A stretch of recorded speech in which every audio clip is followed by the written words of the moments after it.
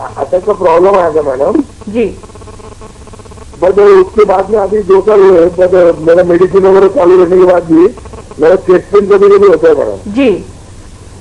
तो उसके लिए प्रिकॉशन क्या क्या लेने पड़ेगा मैडम? मेडिसिन वगैरह तो मेरा चालू है। जी डॉक्टर सुमन, इनका सवाल ये है कि इन्हें कुछ टाइम पहले जो है वो अटैक की प्रॉब्लम हुई थी, दवाइयां हुई, ठीक हो गई, लेकिन चेस्ट पेन अभी भी रहता है।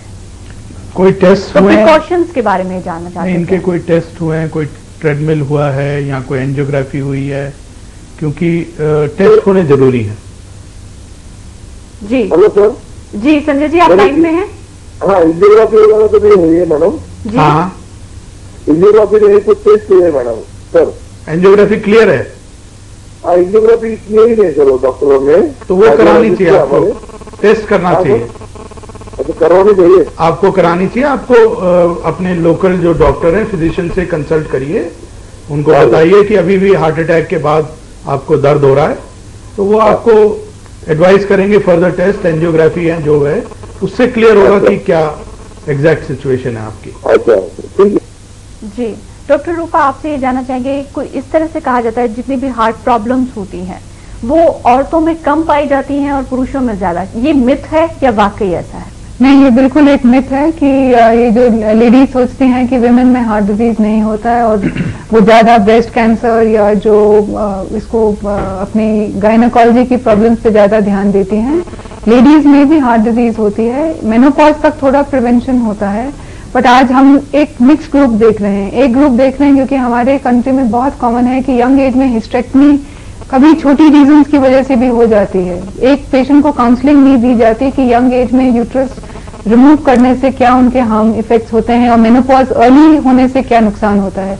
मेनोपॉज के बाद लेडी का रिस्क एक आदमी के जितना ही बराबर माना जाता है और 50 to 70 जो बहुत आपके प्रोडक्टिव ईयर, आज के दिन इसको ये नहीं माना जाता है कि एज ऐसी कोई बात मानी नहीं जाती। इस स्टेज पे heart disease is as prevalent in women as it is in men. In fact, they say 1 in 2 women are prone to heart disease if you look at their lifetime risk. जी। Women have to be careful and in younger age में smoking बहुत देखी जाती है और उस सब से भी heart disease, stress बहुत है, काम पे जाती हैं, घर भी संभालती हैं।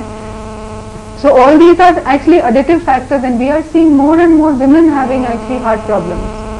Unfortunately, women stay in a state of denial. They don't relate कि हमें भी heart की बीमारी हो सकती है और अब काफी बारी वो लेट आती हैं या सिम्टम इग्नोर करती हैं या एज गैस पास ऑफ कर देती हैं और अपने मेडिकल चेकअप्स भी अवॉइड करती हैं, जहां अपने हस्बैंड या फैमिली का ख्याल ज्यादा रखती हैं। अपने बारे में वो एक अलग ही अप्रोच यूज करती हैं और डिनायल में रहती हैं।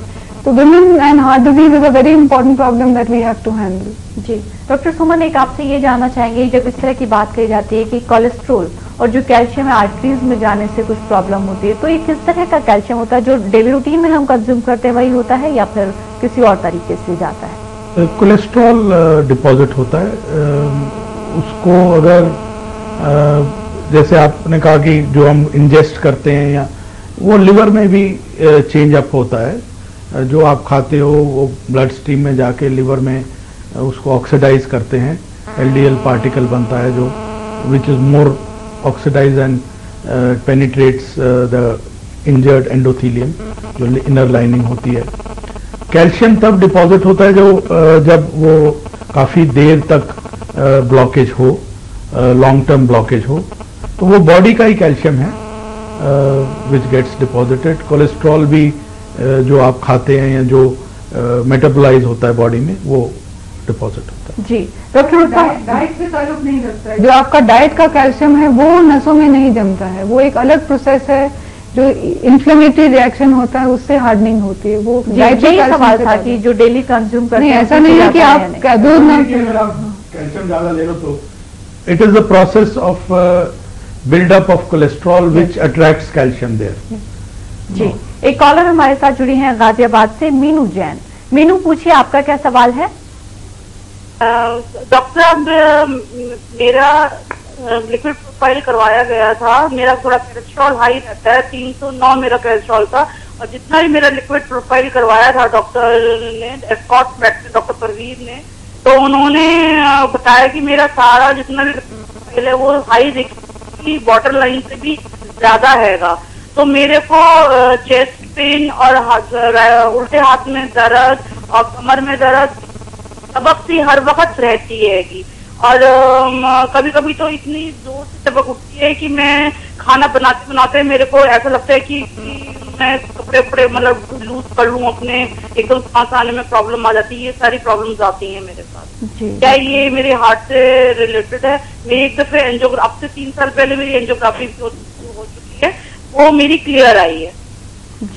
देखिए, जो आप सिम्टम्स बता रहे हैं हो सकता है हार्ट से ताल्लुक रखते हैं। लेडीज में प्रॉब्लम होती है, हार्ट की नसें